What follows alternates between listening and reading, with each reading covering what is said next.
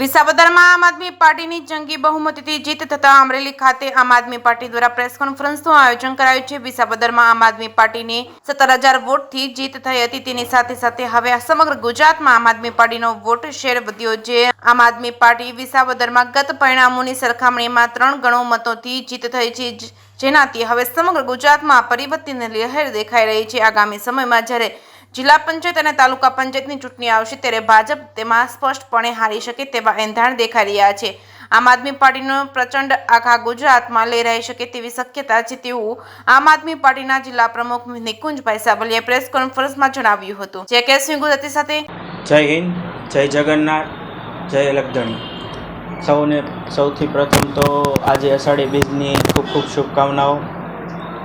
સાથે સાથે પ્રેસ મીડિયાને અમારા આમંત્રણને માન આપીને આવ્યા તો એ સૌનો હું પહેલાં આભાર માનું છું। આજની પ્રેસ કોન્ફરન્સ છે સ્થાનિક સ્વરાજની ચૂંટણી એટલે કે ગ્રામ પંચાયતની જે ચૂંટણી હતી એ સાથે સાથે વિસાવદરમાં જે આમ આદમી પાર્ટીનો વિજય થયો એ મુદ્દેને લઈને પ્રેસ કોન્ફરન્સ છે।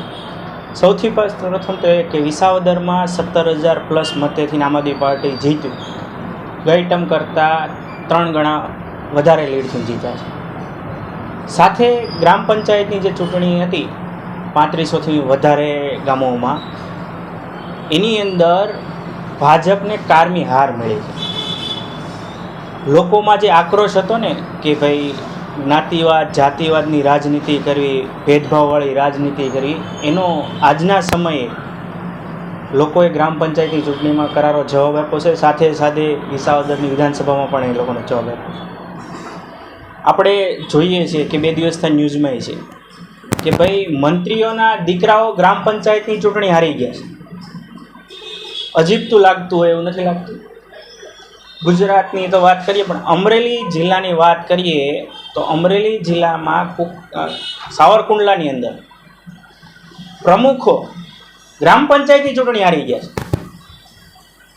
આપના મીડિયા માધ્યમથી જ મેં પોસ્ટ એક જોઈ હતી, એમાં હતું કે ભાઈ સાવરકુંડલાના તાલુકા પંચાયતના પ્રમુખ છે એના અંતર્ગત જે ચૂંટણી હતી પોતે હારી ગયા। ભાજપના તાલુકા પ્રમુખ હતા એ ચૂંટણી હારી ગયા।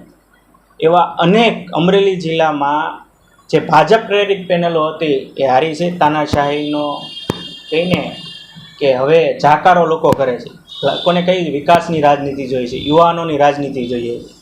જેમ ગોપાલભાઈએ કીધું વિસાવદરની વિધાનસભાની ચૂંટણી જીત્યા પછી કે દરેક વિધાનસભામાં ગોપાલભાઈ જેવા 500 કાર્યકર્તા ઊભા કરવા છે। અને આજે લોકોમાં આક્રોશ છે અને ગોપાલભાઈને માને છે, લોકો આમ આદમી પાર્ટીના કાર્યને માને છે। તો આ સબને અનુસંધાને આજે પ્રેસ કોન્ફરન્સ નોંધી હતી। કેજરીવાલ સાહેબે કીધું કે ભાઈ વિસાવદરનું રિઝલ્ટ આવ્યા પછી ગુજરાતની ભાજપ બોખલાઈ ગઈ છે,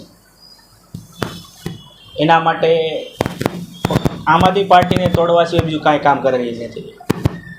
ગઈકાલનો તમે જોયું ઉમેશભાઈ મકવાણાનો, આજે વિચાર કરી લ્યો કે જનાદેશ હોય, લોકોએ આપેલો જનાદેશ હોય તો ચૂંટાયેલા પ્રતિનિધિની ફરજ છે 5 વર્ષ જનતાની સેવા કરી, પણ જ્યારે એ પોતાના અહમમાં આવી જાય, જ્ઞાતિ જાતિવાદના વાડા ઉપર આવી જાય, ત્યારે ખરેખર જનતાએ આકરા નિર્ણય લેવા પડે છે।